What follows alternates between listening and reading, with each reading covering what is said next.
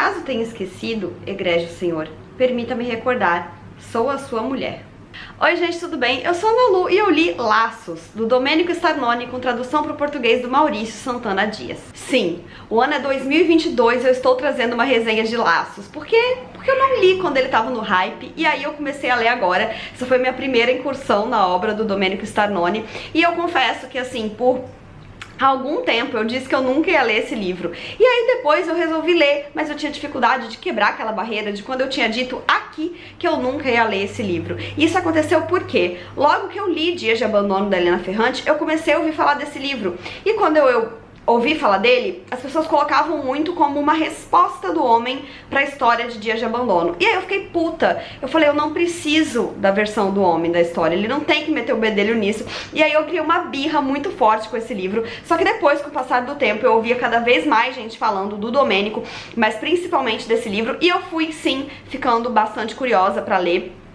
Quebrei também essa história de que um tinha que ser respostinha do outro. E apesar de achar que talvez tenha um quesinho ali, né, da vontade do Domênico de responder à história, são dois livros diferentes, que apesar de partirem do mesmo princípio, têm propostas narrativas muito diferentes e que podem sim ser os dois interessantes, embora eu ainda prefira o Dias de Abandono. E, enfim, hoje a gente vai conversar então um pouco sobre esse livro. Bom, se você não leu Dias de Abandono nem Laços, caiu aqui de paraquedas, eu vou dizer sobre o que, né, essas histórias falam. Aqui a gente tem um casal, em um belo dia o homem chega em casa e diz, estou com outra e vou-me embora, né, outra mulher bem mais jovem e deixando a mulher então com duas crianças pequenas em casa.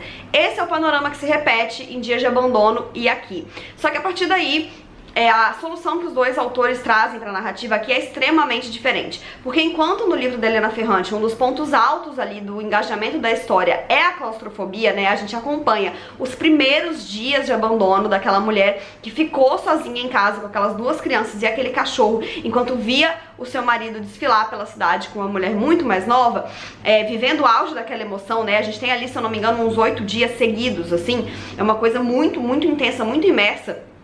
Aqui a gente tem anos de história, né? A gente começa então nos primeiros dias de abandono e o livro é dividido em 3 partes, que na verdade o autor chama de 3 livros, e no primeiro deles a gente acompanha então o que seria a obra inteira da Helena Ferrante.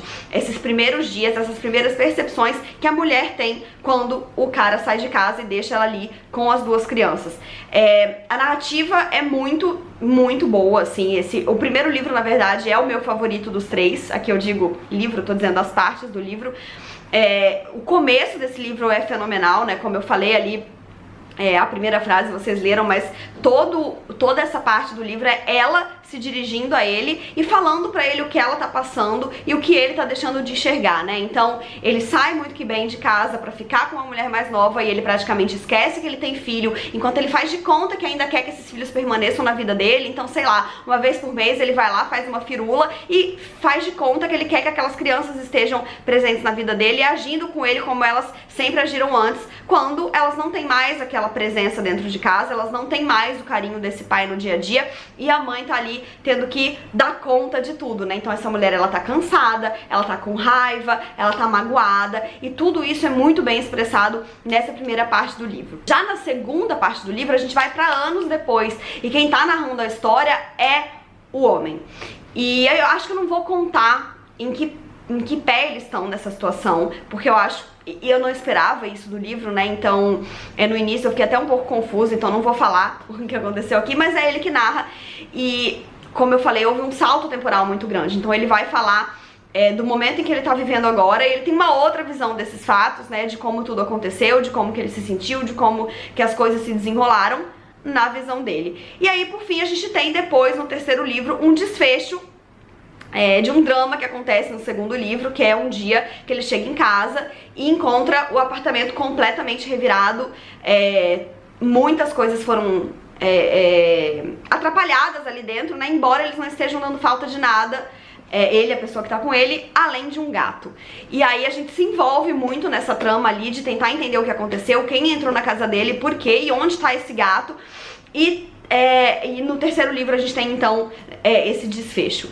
E, enfim, como eu falei, é um livro completamente diferente do da Helena Ferrante, porque aqui a gente tem anos de história e aqui a gente tem acesso a Há um lado bastante interessante da história também, que a gente não tem no da Helena Ferrante, que foca muito no que a mulher passa nesses dias, que é a visão dos filhos, né? Esses filhos, eles crescem, a gente tem todo esse salto, e a gente vai perceber como que essas pessoas vivenciaram essa época e os anos que vieram a seguir, e o que isso trouxe pra eles, né? Como que eles foram afetados, tanto pelas atitudes do pai, quanto pelas atitudes da mãe. E eu também acho essa abordagem muito interessante. Eu queria muito até ter mais dos filhos. A gente tem uma parte bastante curta que fala sobre eles aqui.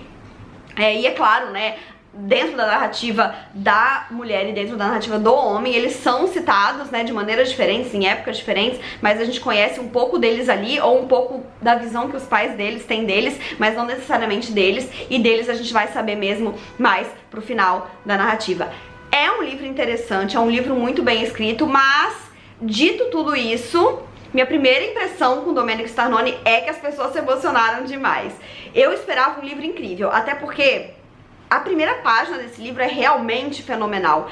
Mas eu acho que é isso, eu acho que o fôlego principal do livro tá nessa primeira parte, que seria o Dia de Abandono, e depois eu acho que ele se esvazia um pouco, assim. É um livro que eu devorei no início e depois ele ficou um pouco cansativo, eu acho que ele perde o gás, eu acho que... Enfim, eu não achei que ele se sustentou tão bem do início ao fim, apesar de eu achar que é um livro muito bom. Tô curiosa pra ler os outros livros do Starnone, eu sei que ele gosta de trazer essa pegada de família, de sentimentos, de relações, e é um assunto que eu tenho muito interesse na literatura, mas não foi um livro 5 estrelas pra mim, esse daqui, assim, como eu vejo, né, que é pra muitos.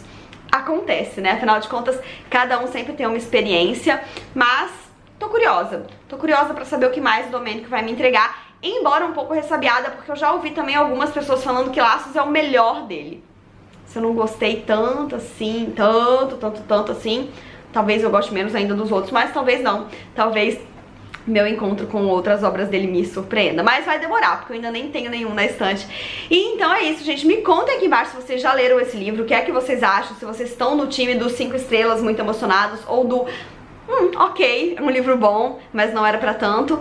E se vocês já leram também Dia de Abandono, qual é o nível de comparação que vocês acreditam haver nessa história, né? Tem gente que fala que o Domenico Starnone é marido da Helena Ferrante, né? Eu confesso que eu não sei, eu tenho muito pouco interesse nessa questão de descobrir sobre a vida pessoal da Helena Ferrante, eu realmente não me importo com isso, então não vou a fundo nessa stalkeada, mas há quem diga que ele seja o marido dela e que no fim os dois até trocam ideias sobre o que eles escrevem, não sei. Enfim, me contem aqui embaixo o que vocês acham desse livro ou do Dia de Abandono, que eu vou adorar saber.